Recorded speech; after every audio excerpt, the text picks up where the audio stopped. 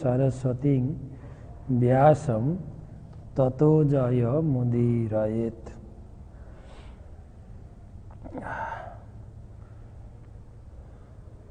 गुरुवंदना। नमो विष्णुपादाय कृष्णप्रेष्ठाय भूतले श्रीमते जयपताका स्वामिनिति नामिने। नमो आचार्यपादाय निताय कृपाप्रदायिने गौरकथा धामदाय नगरग्रामतारिणे।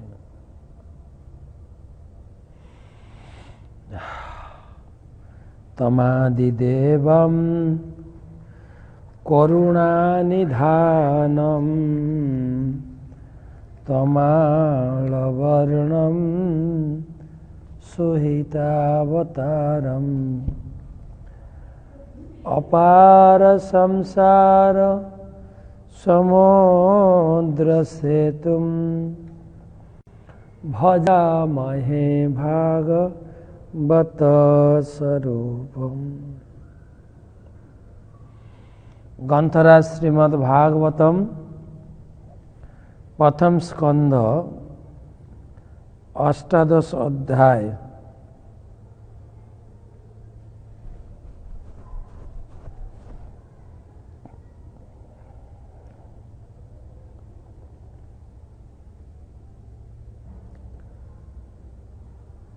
महाराज परीक्षित ब्राह्मण बालकेर द्वारा अभिशप्त।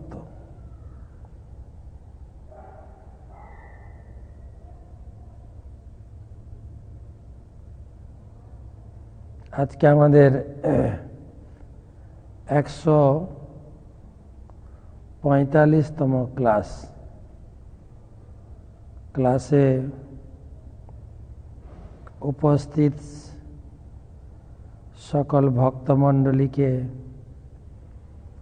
हार्दिक स्वागतम शुभेच्छा एवं वैष्णवीय प्रणाम निवेदन करी। भागवत महात्म महाराज प्रचारयस्तु श्रीमद्भागवतं सुत शृण्वन्ति जे नरा भक्त्या तेषां वश्यो भवाम्यहम्। महाराज प्रचारयस्तु श्रीमद्भागवतं सुत शृण्वन्ति जे नरा भक्त्या तेषां वश्यो भवाम्यहम्। भगवान बोलছেন, हे पुत्र ब्रह्मा, महाराजोचित सामग्री समूहे युक्त हये भक्ति भरे जे श्रीमद् भागवतेर कथा श्रवण करे आमी तार बशीभूत हये जाई। तो आमादेर आलोचना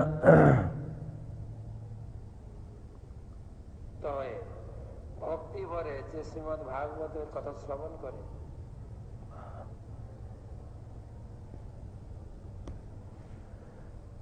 आमादेर आलोचना श्लोक नम्बर 36 থেকে 36 नम्बर श्लोक থেকে। আমরা গতকালকে পর্যন্ত শ্রবণ করেছি যে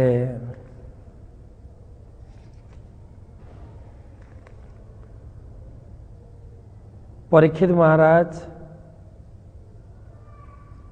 তিনি ঋষির গলায় মৃত সর্প জড়িয়ে প্রাসাদে ফিরে এসেছেন। এদিকে ঋষিপুত্র श्रृंगी से बालकদের संगे खेला করছিল আর ওখান থেকেই বালকদের সামনেই অত্যন্ত ক্রোধযুক্ত হয়ে এবং অত্যন্ত অসম্মানজনক ভাষা ব্যবহার করে পরীক্ষিতের উপরে তিনি ক্রোধ প্রকাশ করছে ছেলেটি। এবং আমি তাকে দণ্ড দান করব, এই পর্যন্ত আমরা শুনেছিলাম। আজকে শুনব সেই অনভিজ্ঞ বালক ব্রাহ্মণ বালক কি বলছে, অত্যন্ত প্যাথেটিক, দুঃখদায়ক, মর্মান্তিক আজকের এই আলোচনা।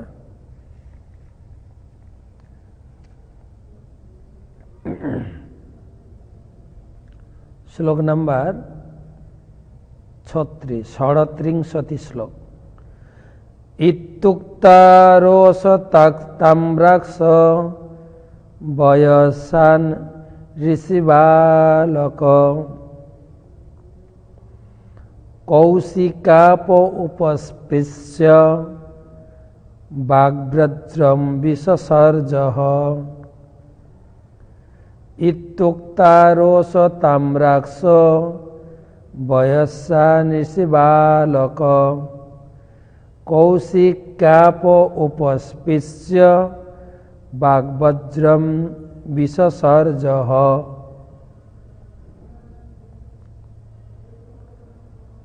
অনুবাদ: ঋষিবালক শৃঙ্গীর চক্ষুদ্বয় ক্রোধে আরক্ত হয়েছিল।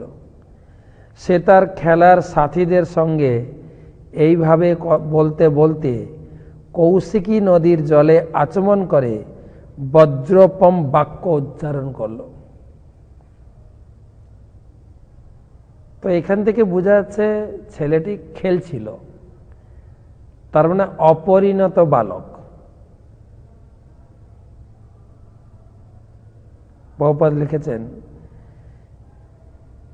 এই শ্লোকটি থেকে বোঝা যায় যে যে পরিস্থিতিতে মহারাজ পরীক্ষিত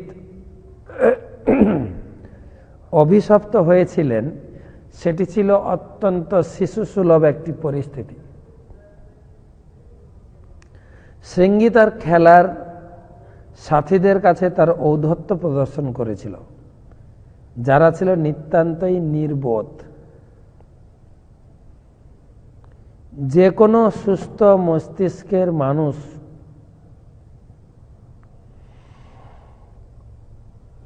তাকে সমগ্র মানব সমাজের এক বিরাট ক্ষতি করা থেকে নিরস্ত করত।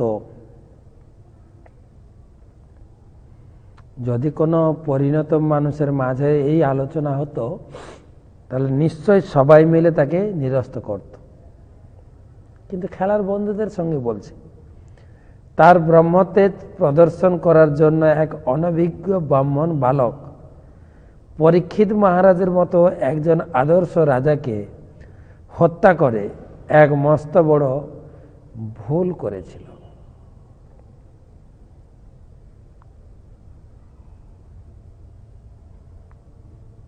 ইত্যুক্তা রোষ তাম্রাক্ষ বয়সান ঋষি বালক। ইত্যুক্তা মানে গতকালকের কথাকে সংযোজন করে বলেছে। এইভাবে সেই রোষ তাম্রা অক্ষ, অক্ষ মানে আঁখি, চোখ একদম লাল লাল আরক্ত, তাম্রাক্ষ কিসের জন্য? রোষ, ক্রোধে। আর কি বয়সান, বয়সান মানে তার বয়স বেশি ছিল না, মানে ম্যাচিওর নয়, ম্যাচুরিটি হয়নি এখন, বয়সান। আর সে ছিল বালক, বালক। বয়সান ঋষি বালক, ঋষির পুত্র বালক। সে কি করলো? তার বন্ধুদের মাঝখানে বলতে বলতেই, পাশে ছিল কৌশিকী নদী, নদীর জল তুলেছে।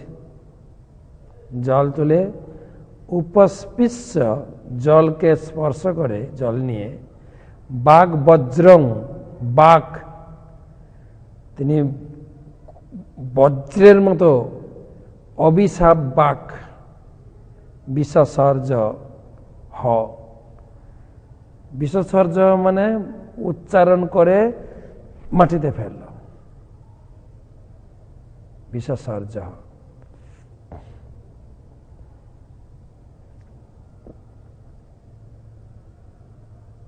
তো এখান থেকে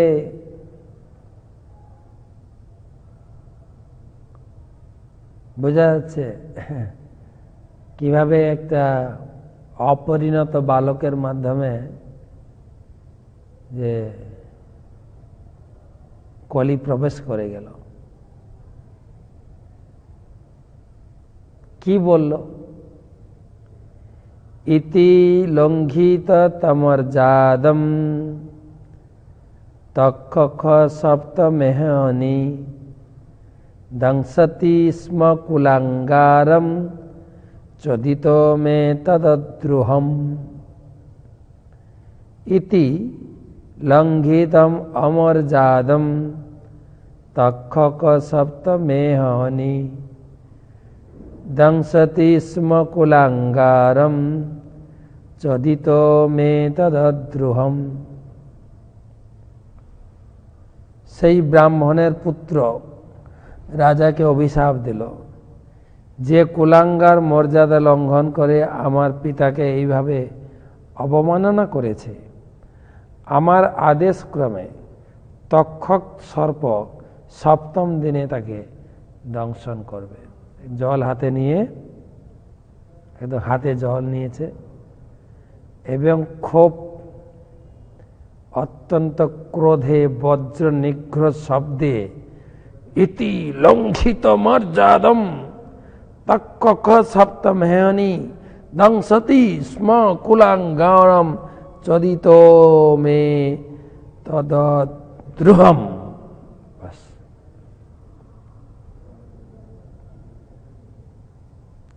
সেই ব্রাহ্মণের পুত্র রাজাকে অভিশাপ দিল, যে কুলাঙ্গার মর্যাদা লঙ্ঘন করে আমার পিতাকে এইভাবে অবমাননা করেছে, আমার আদেশক্রমে তক্ষক সর্প সপ্তম দিনে তাকে দংশন করবে।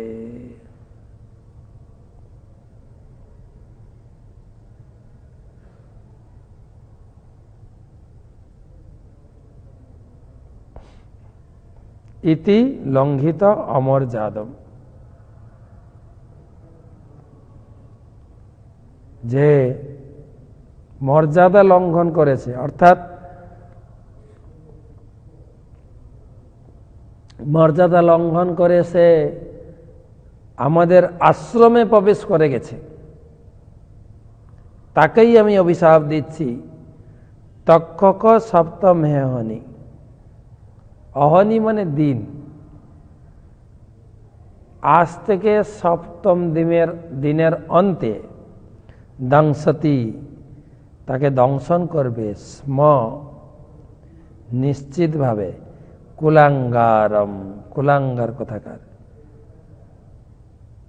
চোদিত মে তদ্রুহম, তদ্রুহম মানে অদ্রুহম, আমার পিতার প্রতি যে মর্যাদা লঙ্ঘন করেছে, মে আমার পিতার প্রতি, চোদিত তাকে সপ্তম দিনের অন্তে।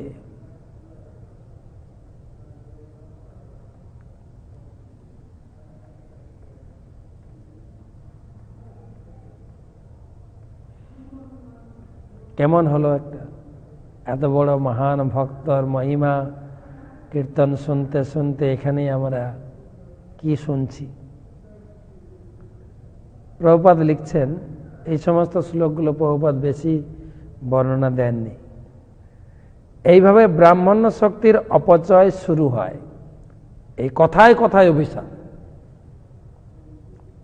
আমরা দেখেছি প্রচার করতে কি, আপনি একটু গীতা নিন, বলতেই পৈতা বের করবে, জানো আমি ব্রাহ্মণ, ব্যাস।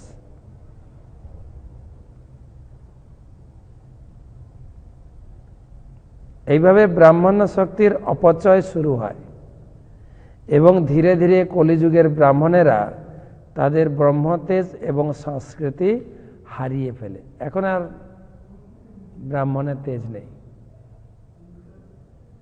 হারিয়ে গেছে। ব্রাহ্মণ বালকটি মহারাজ পরীক্ষিতকে কুলাঙ্গার বলে অভিহিত করেছিল, কিন্তু প্রকৃতপক্ষে সেই বালকটি নিজেই ছিল কুলাঙ্গার। কেননা তার জন্যই ব্রাহ্মণ সমাজ ২০ দাঁত ভাঙা সাপের মতো শক্তিহীন হয়ে পড়েছে। সাপ, তার যদি দাঁত ভেঙে দেওয়া হয়, যারা সাপুড়ে না, সাপ খেলায় তারা সাপের দাঁত ভেঙে দেয়, আর তার দিয়ে কোনো ফসফাস কিছুই হবে না। আর এটা সেই রকম ব্রাহ্মণ আছে, তার শক্তি নেই, এই পুরো ব্রাহ্মণ শক্তির নষ্ট করে দিয়ে গেল এই ছেলেটি।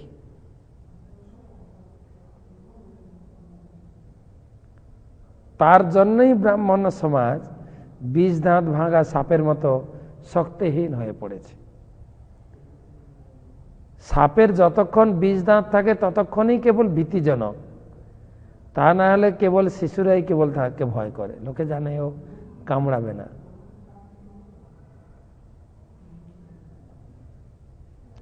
কলি প্রথমে ব্রাহ্মণ বালকটিকে জয় করেছিল এবং ধীরে ধীরে সে অন্যান্য বর্ণগুলি জয় করে।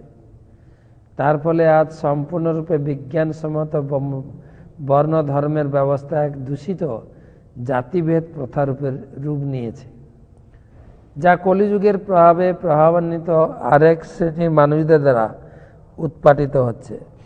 মানুষের কর্তব্য এই কলুষের মূল কারণ খুঁজে দেখা এবং সেই অবস্থার বৈজ্ঞানিক মাহাত্ম্য না জেনে তার নিন্দা না করা। অভিশপ্ত হয়ে গেল।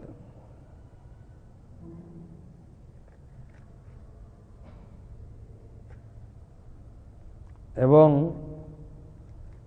আমাদের তো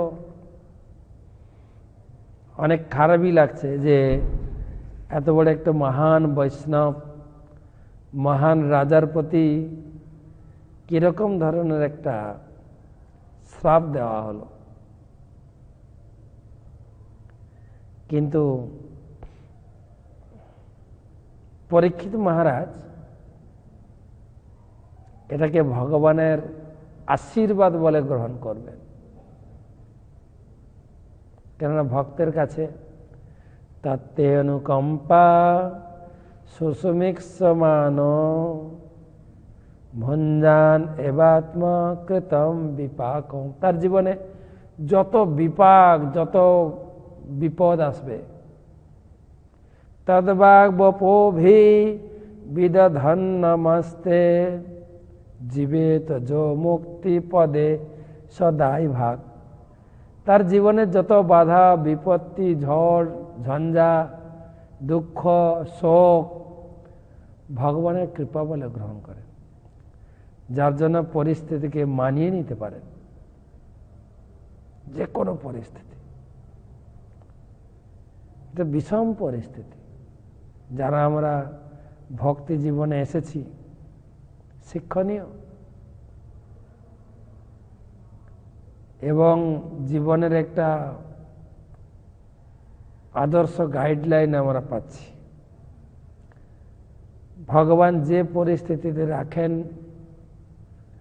আমাদের সব কিছু, এর আগেও আমরা শুনেছি, বৃষ, পরীক্ষিত মহারাজ যখন বৃষকে জিজ্ঞাসা করছিলেন আপনার এই পরিস্থিতি কে করেছে, বৃষ উত্তর দিয়েছিলেন কাকে দোষারোপ করব, হয়তো ভাগ্যে ছিল, ভগবানের কৃপায় আমার এই দুঃখ কম হয়েছে, আরো দুঃখ হতো। ভগবান করুণাময়। আর অবশ্যই পরীক্ষিত মহারাজের প্রতি ভগবান করুণাময়। অর্জুনের মাধ্যমে ভগবদ গীতা প্রকাশিত হয়েছিল, আর সেই অর্জুনের নাতি, অর্জুনের পুত্র হচ্ছে অভিমন্যু, অভিমন্যু পুত্র হচ্ছে পরীক্ষিত। আর পরীক্ষিত দ্বারা ভাগবত প্রকাশিত হবে। কত মহান কার্য। সেই জন্য এই যে ব্রাহ্মণ বালকের অভিশাপ, এ তো কেবল অভিনয় মাত্র। মূল কথা হচ্ছে ভাগবতের প্রকাশ ঘটবে।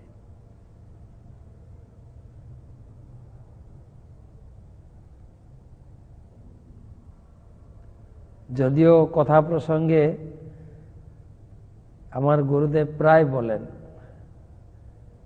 আরে পরীক্ষিত মহারাজ কত মহান ব্যক্তিত্ব ছিলেন,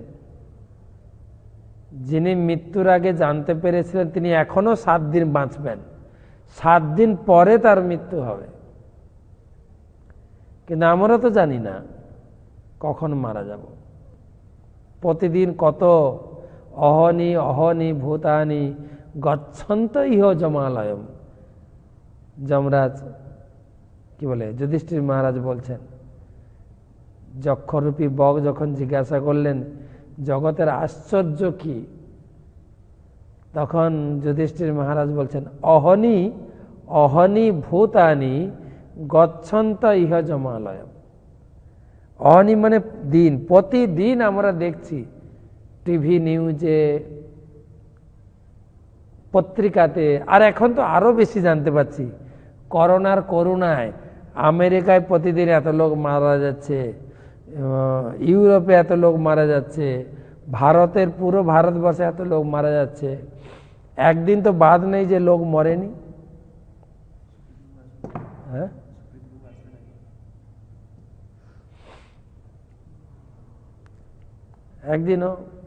একদিনও বাদ নেই যে লোক মরছে না। সেজন্য বলছেন অহনি অহনি ভূতানি গচ্ছন্ত ইয়ে জমাল। প্রতিদিন আমরা দেখছি পেপারে টিভি নিউজে লোক মারা যাচ্ছে, শেষে স্থাবরা ইচ্ছন্তি। কিন্তু আমার মনে হচ্ছে আমি মরব না। কি আশ্চর্য, অত পরম, এর থেকে আশ্চর্য আর কি হতে পারে? লোক মারা যাচ্ছে দেখেও আমি মনে করছি আমি মরব না। আমি ভালো করে সংসারটাকে গুছানোর জন্য যত প্রকারের অন্যায় আবদার ছল করে চলেছি, এটা হচ্ছে আশ্চর্য। তাই গুরুদেব বলছেন আরে পরীক্ষিত মহারাজের তো 7 দিন গ্যারেন্টি ছিল, আমাদের জীবনে কোনো গ্যারেন্টি নেই। তবে এটা ঠিক 7 দিনের ভিতরেই আমাদের মৃত্যু হবে, প্রত্যেকের 7 দিনের ভিতরে মৃত্যু হবে। বলেন কেমন করে? আজকে হচ্ছে কি বার? আজকে রবিবার, আজকে সোমবার।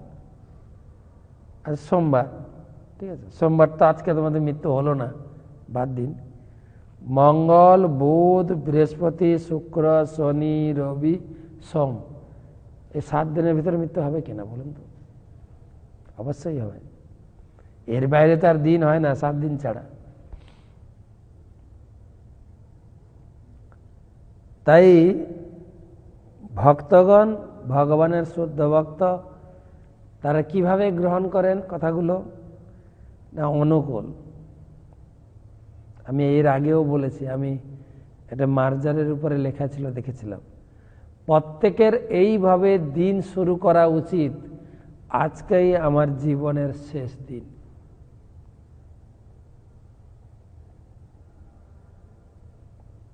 আজকে আমার জীবনের শেষ দিন।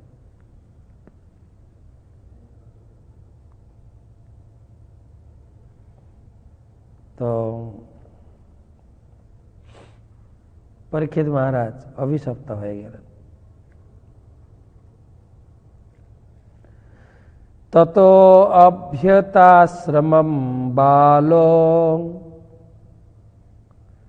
গলে সর্প কলেবরম পিতরম বিক্ষ দুঃখার্ত মুক্ত কণ্ঠরুরোদহ। তত অভ্যতাশ্রমম বালো গলে সর্প কলেবরম পিতরম বিক্ষ দুঃখার্ত মুক্ত কণ্ঠরুরোদহ।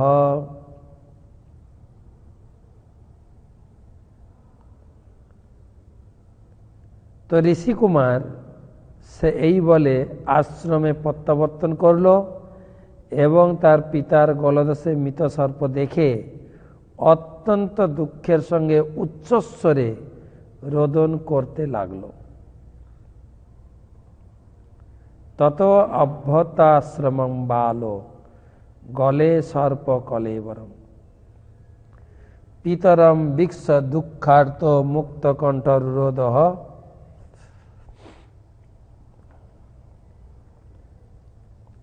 তত অভ্যতা আশ্রম।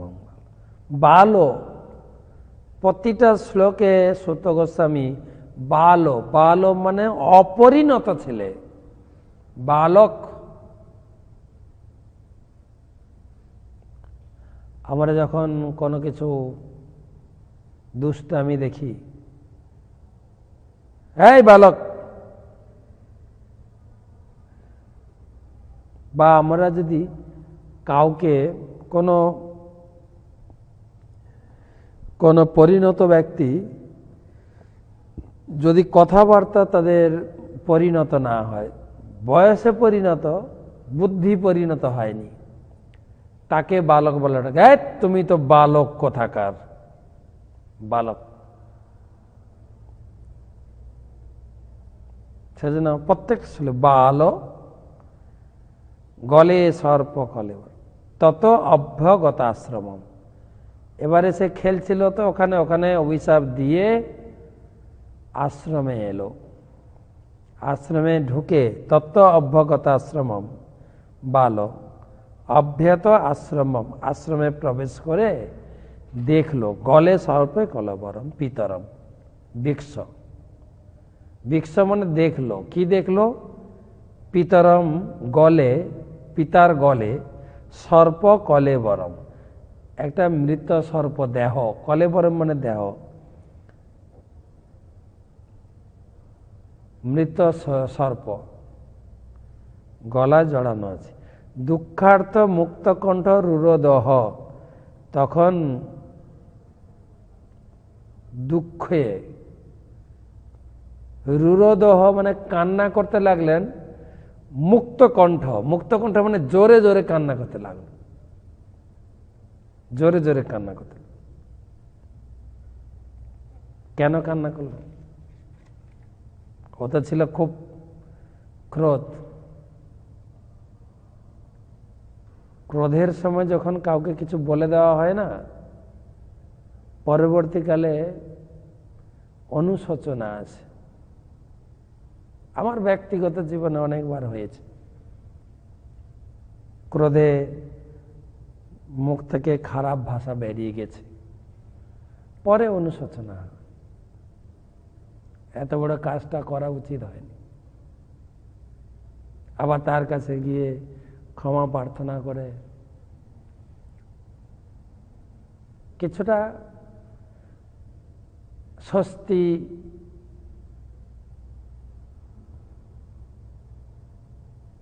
কেননা যার উপরে কোত বাক্য প্রয়োগ করা হয়, বাক্যবান বলে না, বন্দুকের গুলি আর মুখের বুলি।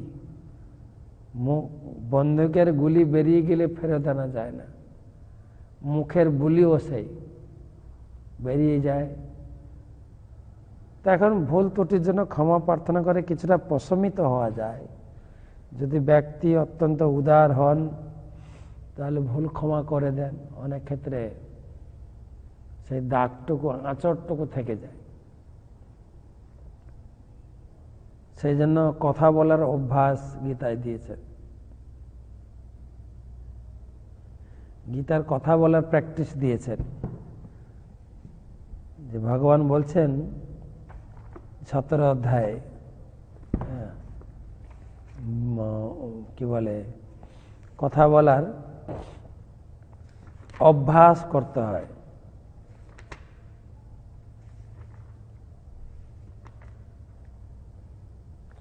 অনুদ্বেগ করং বাক্যম সত্যং প্রিয় হিতম চজত সাধ্যায় অভ্যসনম চৈব বাংময় তপ উচ্যতে।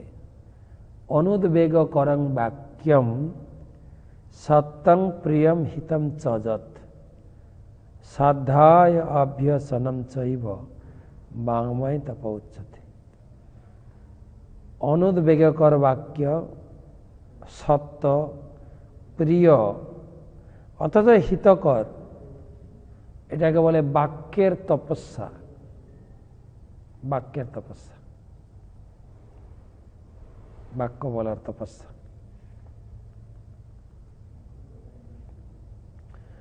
তো এই ছেলেটা কাঁদছিল কেন, তার কারণ দেখানো হচ্ছে। সেই বালক একটা মস্ত বড় ভুল করার জন্য অন্তরে দুঃখ অনুভব করছিল এবং ক্রন্দন করে তার হৃদয়ের সেই ভার লাঘব করার চেষ্টা করছিল।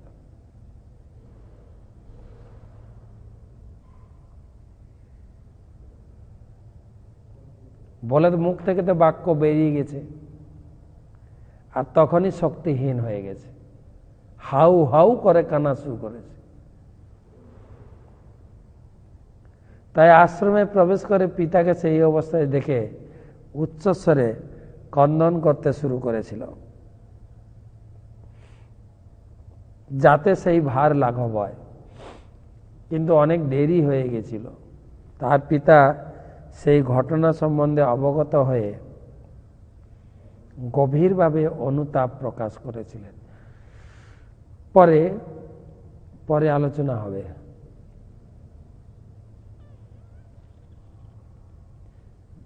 জোর জোর করে কান্না করছে, জোর জোর করে।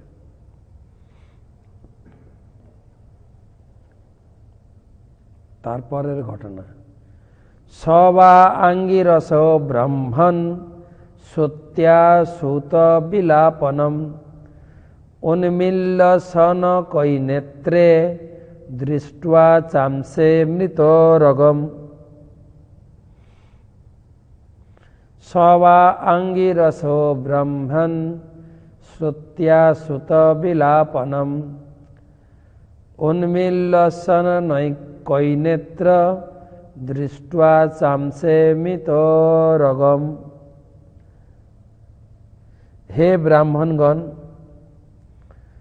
ঋষিরা মুনির গোত্র উদ্ভূত, অঙ্গিরা মুনির গোত্র উদ্ভূত সেই সম্যক ঋষি তার পুত্রের ক্রন্দন শ্রবণ করে ধীরে ধীরে তার নেত্রদ্বয় উন্মিলিত করলেন এবং তার গলদেশে একটা মৃত সর্প দেখতে পেলেন।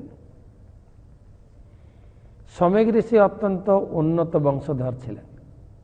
এখানে বলা আছে সবা আঙ্গিরস, আঙ্গিরস অঙ্গিরার বংশোদ্ভূত ছিলেন। ব্রাহ্মণ সুত্যা সুত বিলপন, সুত্যা মানে শ্রবণ করলো। কি শ্রবণ করলো? সুত বিলাপনম, সুত মানে ছেলের, বিলাপন মানে কান্না। তার ছেলেটা জোর জোর করে কান্না করছে, মুনির ধ্যান ভেঙে গেছে, চোখ খুলেছেন। উন্মিল্ল উষণ কই নেত্র, তিনি নেত্র অর্ধনিমিলিত নেত্র ছিল, চোখ খুললেন। দৃষ্টা চাংসে মৃত গরম, উগরম, উগরম মানে সর্প, মৃত, চামসে, চামসে মানে স্কন্দে। দেখলেন কাঁধে একটা মৃত সর্প পড়ে আছে, হাত থেকে ছুঁড়ে ফেলে দিয়েছেন, আর জিজ্ঞাসা করছেন তুমি কেন কাঁদছ কেন? মনি কিন্তু কিছু মনে করেননি, খুব গুরুত্ব দেননি। কিন্তু গায়ের উপরে কি পড়েছে, আর এটা গুরুত্ব দেওয়ার মতো নয়ও। কিন্তু সে ছিল বালক। বিসৃজ্য তঞ্চ প্রপচ্ছ বৎস কস্মাদ্ধি রোদিসি কেন বা তেহ অপকৃত মৃত্যু উক্ত স ন বেদয়ৎ।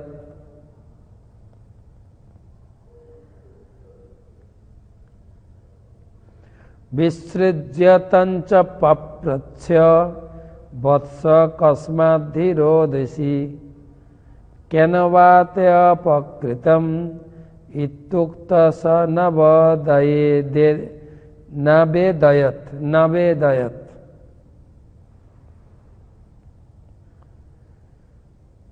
তো উনি দেখলেন একটা মৃত সর্প গায়ে পড়ে আছে। বিসৃজ্য তঞ্চ, তিনি বিসৃজ্য মানে ছুঁড়ে ফেলে দিলেন। সেই সাপটাকে এক পাশে ছুঁড়ে ফেলে তার পুত্রকে জিজ্ঞাসা করলেন বৎস কি জন্য তুমি ক্রন্দন করছো? তোমার কি কেউ কি তোমার অনিষ্ট করেছে? সে কথা শুনে ঋষি বালক তার পিতাকে সমস্ত বৃত্তান্ত বলল, পুরো বৃত্তান্ত। কি বৃত্তান্ত? তুমি জানো এক রাজা এসেছিল তোমার কাছে, আর সে মূর্খ রাজা তোমার কাছে এসেছে, আর কি সাহস তোমার ঘরে ঢুকেছে, আর তোমাকে জল চাইছে। তুমি তো ধ্যানস্থ ছিলে, আর ওই রাজা এখানে পড়েছিল এই সাপটা, মৃত সাপটা তোমার গলা জড়িয়ে দিয়েছে। বাস,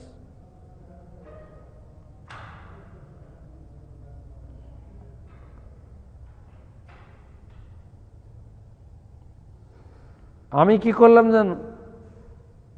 আমি তাকে অভিশাপ দিয়েছি। মূর্খ রাজা, এত বড় সাহস! তাকে আমি অভিশাপ দিয়েছি 7 দিনের অন্তে তাকে তক্ষক দংশন করবে। ব্যাস, কাঁদতে শুরু করেছে আবার। কেন? শক্তি নাশ হয়ে গেছে, শক্তি ক্ষয়। প্রভুপাদ লিখছেন এখানে, তার পিতা তার গলায় জড়ানো মৃত সর্পটি সম্বন্ধে বিশেষ গুরুত্ব দেননি। তিনি কেবল সেটি দূরে নিক্ষেপ করেছিলেন। প্রকৃতপক্ষে মহারাজ পরীক্ষিতের আচরণে তেমন কোনো গর্হিত অন্যায় ছিল না। এমন কিছু করেননি যে এত বড় অভিশাপ। কিন্তু সেই মূর্খ বালকটি সেই ঘটনাটিকে অত্যন্ত গুরুত্ব দিয়েছিল এবং কলির দ্বারা প্রভাবিত হয়ে রাজাকে অভিশাপ দিয়েছিল। এইভাবে সেই ইতিহাসের একটি সুখময় অধ্যায়ের পরিসমাপ্তি হলো। বাস, এখানেই এই যে সুখের রাজত্ব বা প্রজারা কত সুখী ছিলেন, এইখানে সমাপ্ত হয়ে গেল।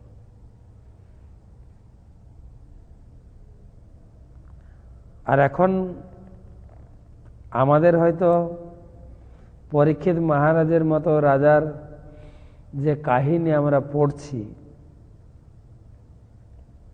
আর বর্তমানে আমাদের যে রাজা মন্ত্রীদের কার্যকলাপ দেখছি, মেলানো যায় না। এদেরকে আর কে অভিশাপ দেবে? এমনি অভিশপ্ত, এমনি অভিশপ্ত। প্রায় তো গুলির আগায় মৃত্যু হচ্ছে।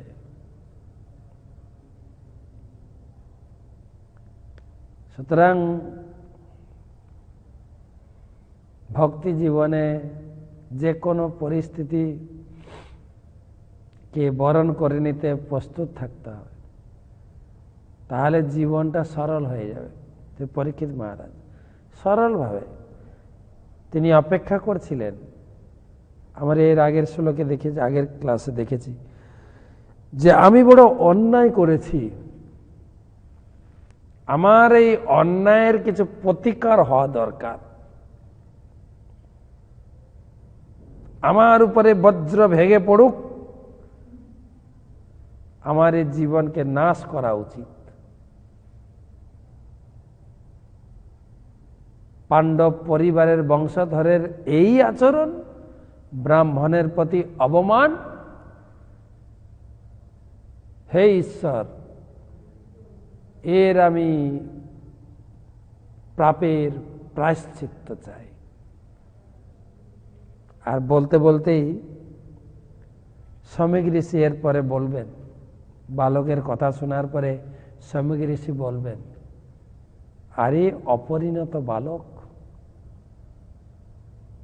মহা অন্যায় করে ফেলেছ, মহা অন্যায়। পরীক্ষিত রাজার মহানতা এর গুণকীর্তন করবেন, কালকে করব আমরা। তিনি কোনো মতে আমাদের অভিশাপের যোগ্য নন। তোমার অপরিণত বুদ্ধি, অজ্ঞান, অবোধ, একই তুমি অন্যায় কাজ করলে, ব্রাহ্মণ সংস্কৃতি নষ্ট করে দিলে। হায় দুনিয়া, হায় ঈশ্বর। আর এই কথা চিন্তা করতে করতে তিনি নির্ণয় করলেন এখনই রাজাকে খবর দেওয়া উচিত। রাজা তার কিছু বিহিত ব্যবস্থা করবেন। বিহিত ব্যবস্থা কি?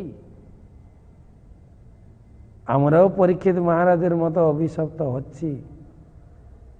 হ্যাঁ, পরীক্ষিত মহারাজকে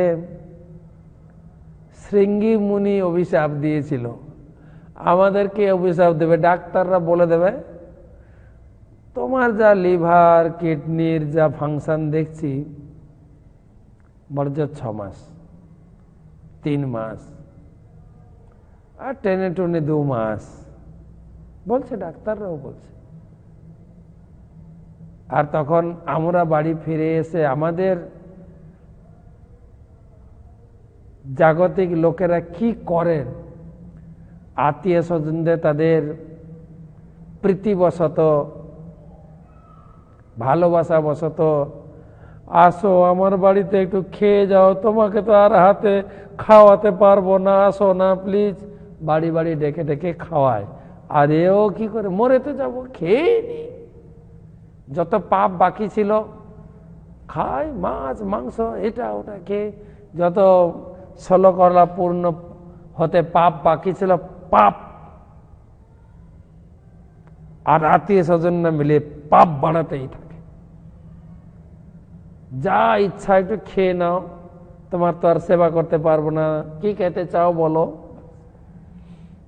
কিন্তু পরীক্ষিত মহারাজ কি করবেন? তার হাতে তো সমস্ত ঐশ্বর্য ছিল, তার হাতে সমস্ত ভোগ সামগ্রী তার কন্ট্রোলে ছিল। তিনি ছিলেন মহান সম্রাট, অর্থবল, জনবল, মনোবল সব ছিল, সব হাতের মুঠোয় ছিল। এমনকি বলা হয়েছে তিনি চাইলেও এই তক্ষক দংশনের প্রতি, এর বিরুদ্ধে এটাকে কাটিয়ে উঠতে পারতেন, সে ক্ষমতাও ছিল। তক্ষকের বিষ থেকে বা তক্ষক দংশন থেকে নিজেকে বাঁচাতেও পারতেন। হচ্ছে না দুনিয়াতে, গ্রামে গঞ্জে তখন সর্প দংশন হয়, রোগী কি বাঁচছে না? তার কি প্রিকশন নেই? তার কি বলা যায়, ভ্যাকসিন নেই? আছে তো, ভ্যাকসিনও ছিল। পরীক্ষিত মহারাজ নিজেকে বাঁচাতেও পারতেন। এবং এক ঋষি এসেও ছিলেন তক্ষকের দংশন থেকে বাঁচানোর জন্য। এসব কাহিনীও পাওয়া যায়, কিন্তু পরে আসবে, পরে বলবেন যে তিরস্কৃতা বিপ্রলব্ধা সপ্তা ক্ষিপ্তা হতাপি নাস্য তৎপতি কুর্বন্তি তদ্ভক্ত প্রভবপি। ভগবানের ভক্ত এত সহিষ্ণু, তারা অপমানিত, প্রতারিত, অভিশপ্ত, উপেক্ষিত হলেও প্রতিশোধ নেওয়ার চেষ্টা করেন না।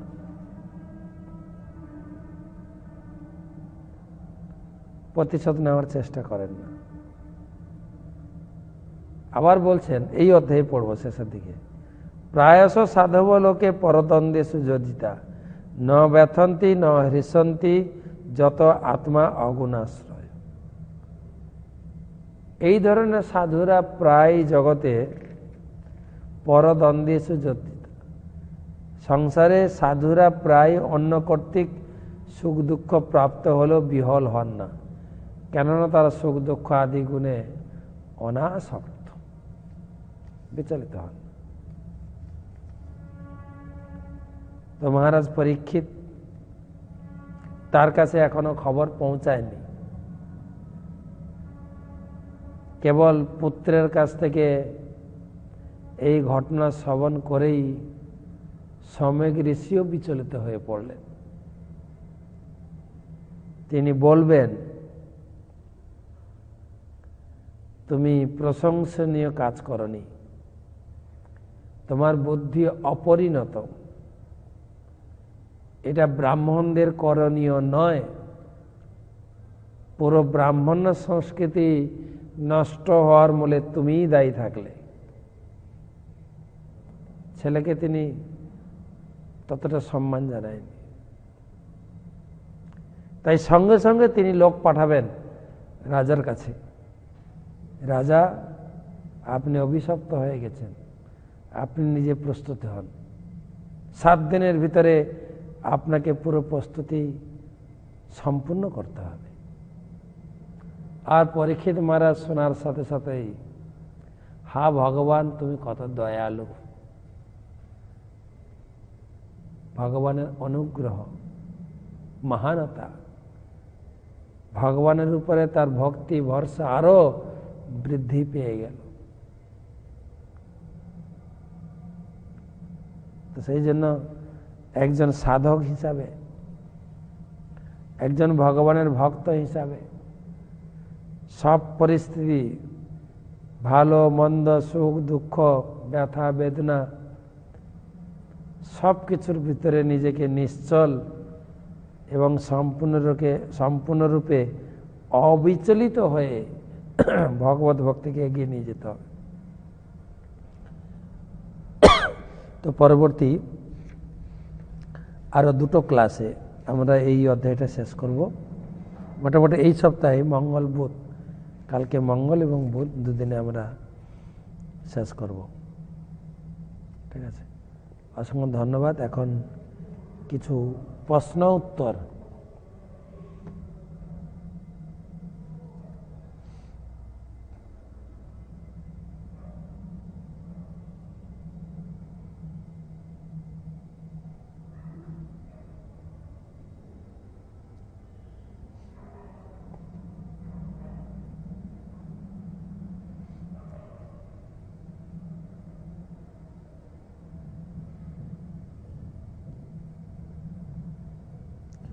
তো প্রশ্নোত্তর পর্বে সকলকে সুস্বাগতম জানাই। আমাদের প্রথম প্রশ্ন পেয়েছি পূর্ব মেদিনীপুর হাওর থেকে গুরুপদ বেরা।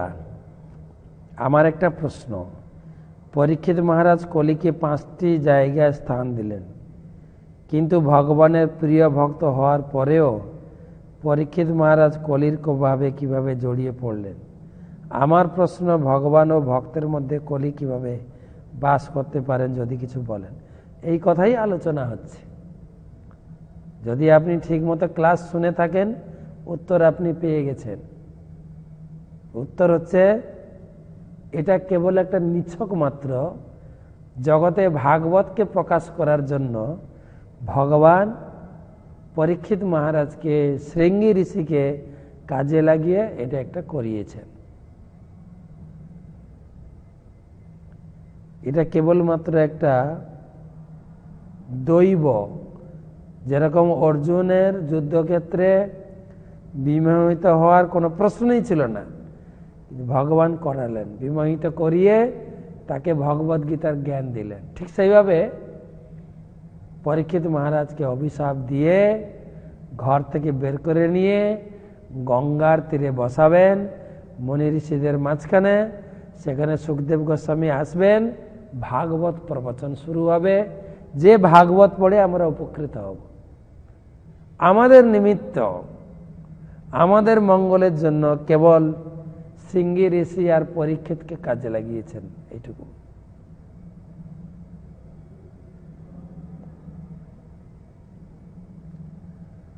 মহারাজ, আমি সজীব দাস, কাশীপুর, নারায়ণগঞ্জ, বাংলাদেশ থেকে। আমার প্রশ্ন, ভগবান কৃষ্ণ অপ্রকট হওয়ার পরই কলিযুগের সূচনা হয়, তাহলে শৃঙ্গী মুনি কেন ধ্যান করলেন হরে কৃষ্ণ মহামন্ত্র জপ না করে? বা, এত খুঁটিয়ে বিচার করেন না। সবসময় এটাই মনে রাখার চেষ্টা করবেন, আমাদের ম্যাথমেটিক্স হিসাবে এই বিচারগুলো হয় না, বুঝতে পারছেন? যেমন দিন ক্ষণ,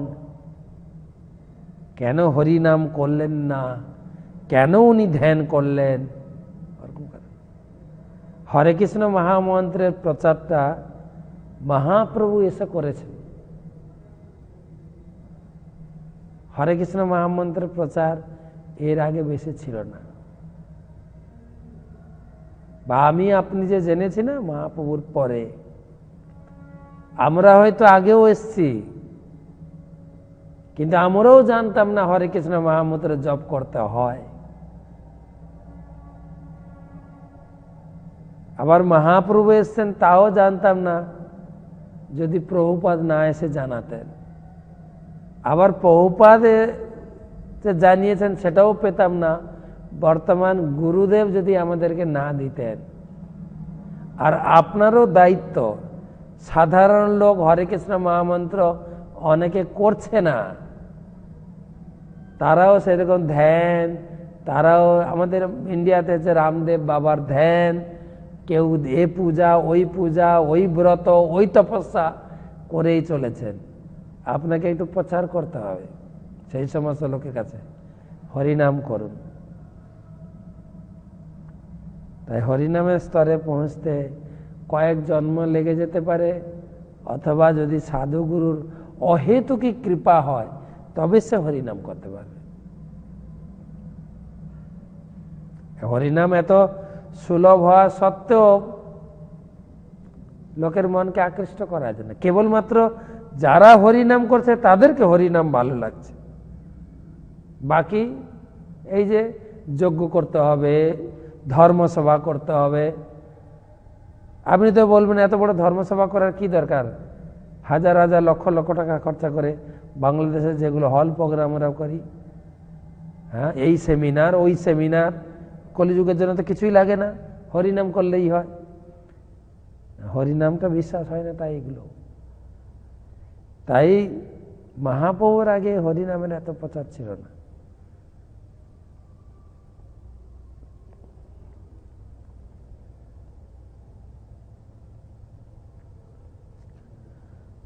বাংলাদেশ থেকে নূপুর মহারাজ কৃপা করে পৃথু মহারাজ কে, তার সম্পর্কে যদি কিছু বলতেন।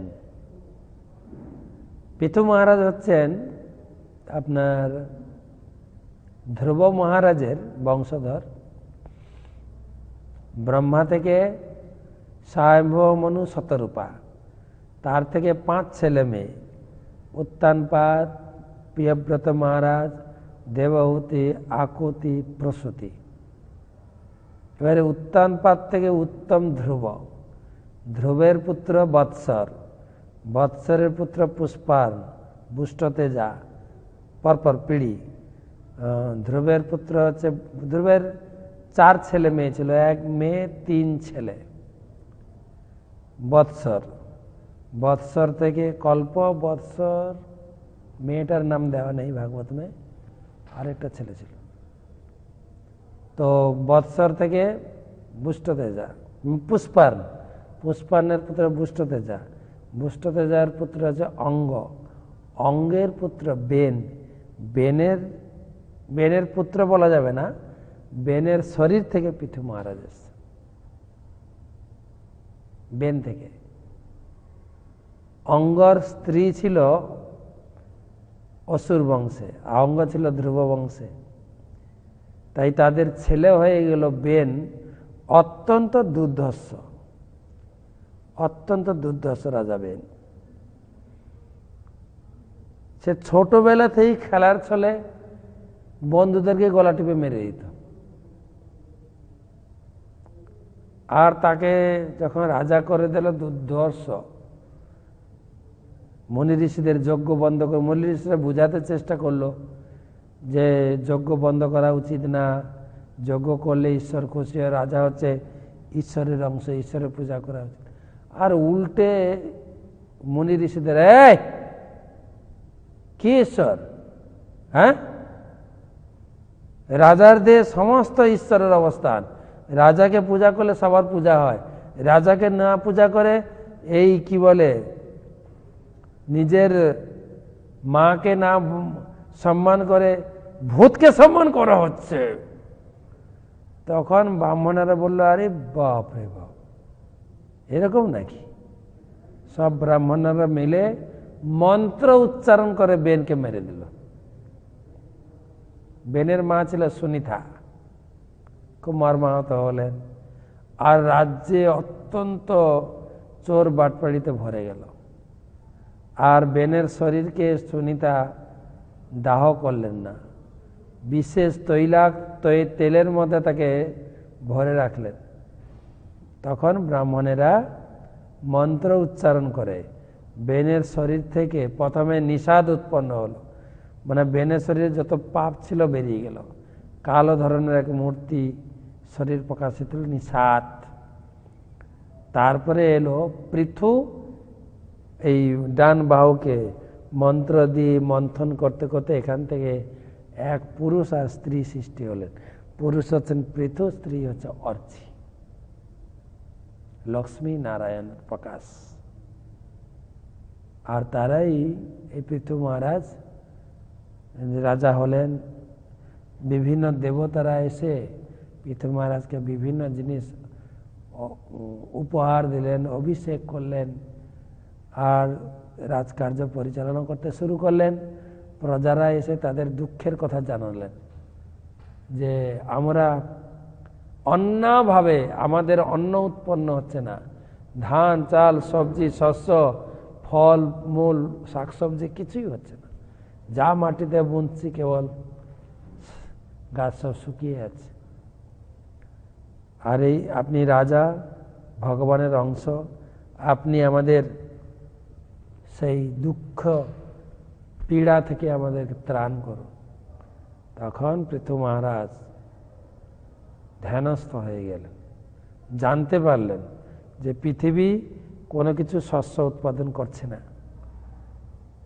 তিনি ওখান থেকে স্বর যোজনা করে পৃথিবীর উদ্দেশ্যে বাণ ছড়তে শুরু করলেন। আর পৃথিবী গাভী মূর্তি ধারণ করে দৌড়ে পালাচ্ছে। আর এদিকে রথ চালনা করে পৃথু মহারাজ সেই গাভীর পিছনে ধাওয়া করেছে। একসময় গাভী স্থির হয়ে পৃথু মহারাজকে প্রার্থনা করলেন, আমাকে কেন মারতে চাইছেন? আপনি একজন ধর্মপ্রাণ, ধর্ম বরিষ্ঠ, কেন আমাকে মারতে চাইছেন? সাধারণত ধর্মপ্রাণ ব্যক্তিরা গাভীকে হত্যা করে না, আপনি কেন মারতে? তো অনেক কথোপকথন। পৃথু মহারাজ বললেন, তুমি যজ্ঞের ভাগ নিচ্ছ দেবতাদের মাঝখানে বসে, কিন্তু ফসল উৎপন্ন করছো না, তোমার বাঁটে দুধ নেই, সেই জন্য আমি তোমাকে কেটে কেটে আমার প্রজাদেরকে খাওয়াবো। তখন গাভী বললেন, ব্রহ্মা যে সৃষ্টি করেছেন শস্য বীজ শাক সবজি ধান গম, আমাদের যত আহার্য দ্রব্য, এগুলো ভগবানের উদ্দেশ্যে নিবেদিত হওয়া উচিত। কিন্তু জগতের প্রজারা অসুর হয়ে গেছে এবং রাজারাও তাকে দণ্ডদান করছে না, সেই জন্য আমি সব শাক সবজি লুকিয়ে রেখেছি।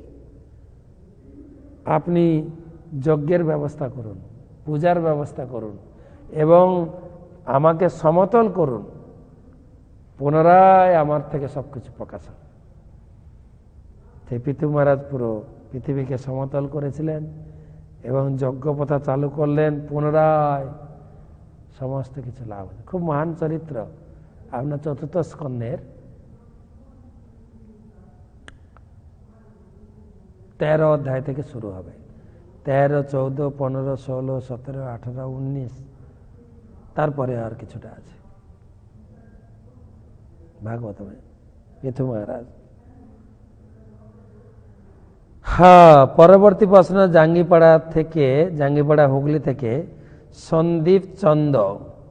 মহারাজ, কালকে তো সরস্বতী পুজো, কৃষ্ণ ভক্তদের কি কিছু করণীয় আছে? দয়া করে যদি একটু বলেন কি করা যায়। তা আমি বলবো, প্রথমে আমাদের সরস্বতী দেবী, বিদ্যার অধিষ্ঠাত্রী দেবী, বীণা পানি, তো তিনি কালকে সে বসন্ত পঞ্চমী তিথিতে এখানে আসছেন।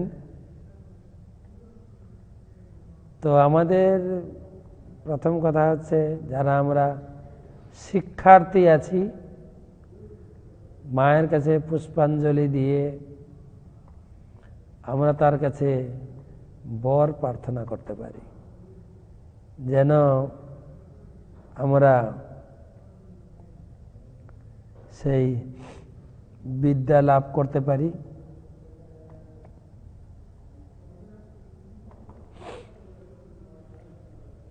বিদ্যার অধিষ্ঠাত্রী যেহেতু,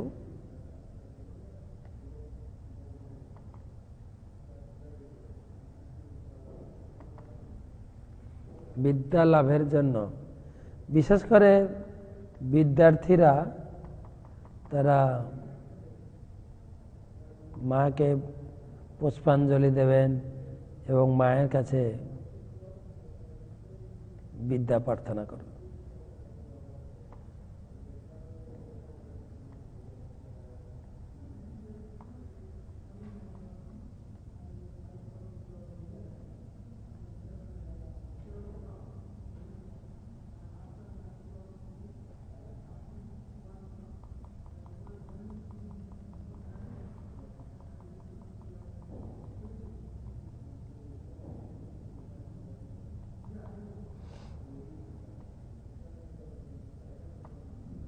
করা তো উচিত।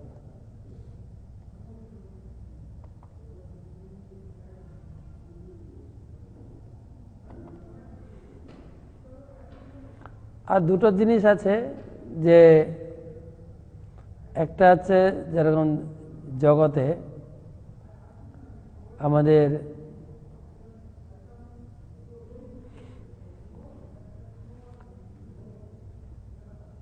কেবলমাত্র শিক্ষার্থীরা পূজা করে দেখা যায়, শিক্ষার্থীরা, মা বাবারা তো পূজা করেন না।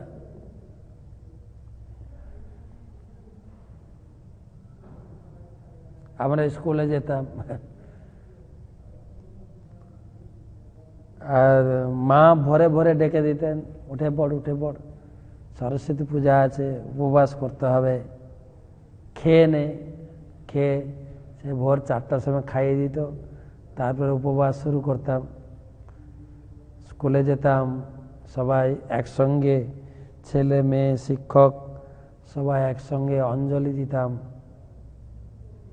জয় জয় দেবী চরাচর সারে, কুজ্জুগ শোভিত মুক্তাহারে, বীণা রঞ্জিত পুস্তক হস্তে, সরস্বতী ভগবতী দেবী নমস্তুতে। বিদ্যার্থীরা বিদ্যা প্রার্থনা করবেন।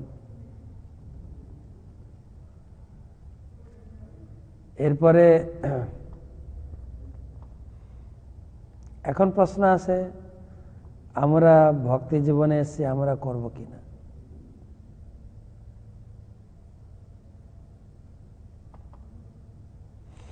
ভক্তি জীবনে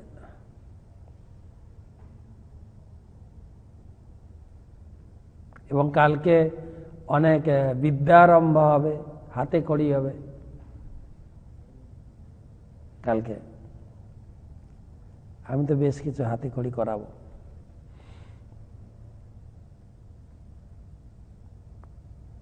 এখন আপনি যদি নিজেকে শিক্ষার্থী মনে করেন, যেরকম আমরা যেটা আলোচনা করছি ভাগবত, এটা একটা শিক্ষা। আমরা প্রতিদিন সরস্বতী মাকে প্রার্থনা করি,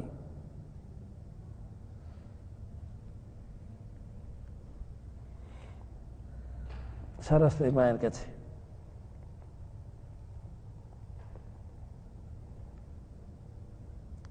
নারায়ণং নমস্কৃত্যং নরং চৈব নরোত্তমং দেবীং সরস্বতীং ব্যাসং। এবং শাস্ত্রে বর্ণনা আছে, নেট চলছে কি? চলছে? এটা বন্ধ হয়ে গেল। শাস্ত্রে বর্ণনা আছে গুরু ন সস্যাৎ জননী ন সস্যাৎ পিতা ন সস্যাৎ সজ্জননী ন সস্যাৎ। সেই গুরু গুরু ন দৈবম ন সস্যাৎ জননী ন সস্যাৎ। সে পিতা পিতা নয়, সেই গুরুদেব গুরুদেব নয়, সেই দেবতা দেবতা নয়, যে তার ভক্তকে কৃষ্ণ ভক্তি দান করতে না পারে। মাতা সরস্বতীও তার ভক্তকে কৃষ্ণ ভক্তি দান করেছেন। আপনি কৃষ্ণ ভক্তি প্রার্থনা করবেন, তাতে কোনো আপনার দোষ হবে না। আপনি মায়ের কাছে প্রার্থনা করবেন, হে মাতা পুষ্পাঞ্জলি দিয়ে আমি যেন গীতা ভাগবতমকে একটু ভালো করে বুঝতে পারি, গীতা ভাগবতমের তত্ত্ব যেন আমার হৃদয়ে প্রকাশিত হয়। কৃষ্ণ ভক্তি লাভের প্রার্থনা করবেন। গীতা ভাগবতম পড়ে যেন আমি বুঝতে পারি, কৃষ্ণের ভালো করে ভজন করতে পারি। এবং মা হচ্ছেন জড় বিদ্যা এবং সঙ্গীত। আপনি যদি গায়ক হয়ে থাকেন, গায়ক হতে চান, হে মাতা আমাদের আচার্যদের যে সমস্ত গীতিগুলি রয়েছে আমি যেন একটু ভালো করে গান করে ভগবানকে সেবা করতে পারি, ভগবানকে সন্তুষ্ট করতে পারি, সেটাও করা যায়। আমি বলবো শিশুরা যারা আমাদের বিদ্যার্থী আছে আমাদের বাড়িতে, তারা অবশ্যই মায়ের কাছে পুষ্পাঞ্জলি দেবেন। এবং যারা আপনারা আছেন মা বাবা, আপনারাও পুষ্পাঞ্জলি দিয়ে মায়ের আশীর্বাদ গ্রহণ করবেন।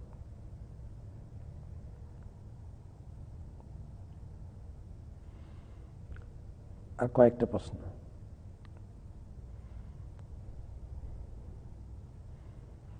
খোকন বিশ্বাস গুজরাট থেকে একটি বিষয় জানার ছিল, এরূপ ভক্তি কি, প্রেম কি, শ্রদ্ধা কি, এগুলি কিভাবে ভগবানের সঙ্গে আদান প্রদান করা যায়? আরে জাগতিক বিচার দিয়ে বুঝলেও হবে। কালকে না আজকে গেল ভ্যালেন্টাইন্স ডে, কালকে প্রেম, তাই মুখে প্রেম বলেন নাকি না লোকে কিছু আদান প্রদানও করে? বলেন, প্রেম মানে দেওয়া নেওয়া। সেরকম ভক্তিও, প্রেমও, শ্রদ্ধাও ভগবানের সঙ্গে একটা আদান প্রদান। আপনার প্রিয় জিনিস আপনি যাকে ভালোবাসেন তাকে দেন। যদিও জগতে যে ভ্যালেন্টাইন্স ডে বা কি বলে ভালোবাসা দিবস বলা হয়, প্রেমের দিবস বলা হয়, এখানে প্রেম নেই। এখানে দুজনের ভিতরে ভোগের লালসা থাকে, কাম। আর কামের ব্যাঘাত পড়লেই সেখানে ক্রোধ, ঝগড়াঝাটি হয়। কাম হচ্ছে অন্ধতম, প্রেম নির্মল ভাস্কর, চৈতন্য চরিতামৃতে। অতএব কাম প্রেমে বহুত অন্তর। প্রেম হচ্ছে প্রিয়জনের উৎকর্ষ বৃদ্ধি, প্রিয়জনের সন্তুষ্টি বিধানের জন্য। আর কাম হচ্ছে নিজের সন্তুষ্টি বিধানের জন্য। আমি তার কাছ থেকে কতটা পেলাম। বর্তমান যে আমরা ভালোবাসা, সেখানে একটু নিজেদের ভিতরে ভুল বুঝাবুঝি হলে বিশাল ভয়ঙ্কর পরিস্থিতি। কিন্তু প্রেমের স্থিতি হচ্ছে যেরকম পরীক্ষিত মহারাজের ভগবানের প্রতি প্রেম ছিল। প্রেম আনন্দাম বুদ্ধি বর্ধনম, বড়তে যাবে, কখনো ঘাটতি হবে না। আমি ভগবানের ভক্ত, এই পরিস্থিতি আমার হয়ে গেল, এটা প্রেম না। তাই প্রেম, ভক্তি, শ্রদ্ধা, যাকে আপনি ভালোবাসবেন, কৃষ্ণের প্রতি আপনার ভালোবাসা, ভগবানের প্রতি ভালোবাসা, তখন আপনার অন্তরের সব থেকে ভালো জিনিসটি আপনি ভগবানকে দেবেন। এটাকে বলে প্রেম। জাগতিক মানুষ নিজেদের ভিতরে প্রেম কথাটা ইউজ করে, আর ভগবানকে একটা খাতিরে ভালোবাসে। তাই ভগবানের জন্য ছোট্ট উপহার, কিন্তু জাগতিক মানুষের ক্ষেত্রে ভালো ভালো উপহার আদান প্রদান করে। তাই প্রেম, শ্রদ্ধা আপনার অন্তরের যা, ভগবান বলছেন যৎ করসি যৎ অশ্নাসি যৎ জুহসি দদাসি যৎ, যৎ তপস্যসি কৌন্তেয় তৎ কুরুষ্ব মদর্পণ। তোমার সব থেকে প্রিয় বস্তু, তোমার সব থেকে ভালো জিনিসটা আমাকে দাও।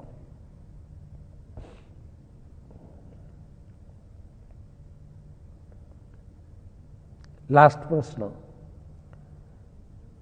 আমি বৃন্দাবন থেকে কীর্তিমান গৌরদাস বলছি, পরীক্ষিত রাজা পূর্বজন্মে কে ছিলেন? আচ্ছা, দারুণ প্রশ্ন তো, আমার তো জানা নেই পরীক্ষিত মহারাজ কে ছিলেন।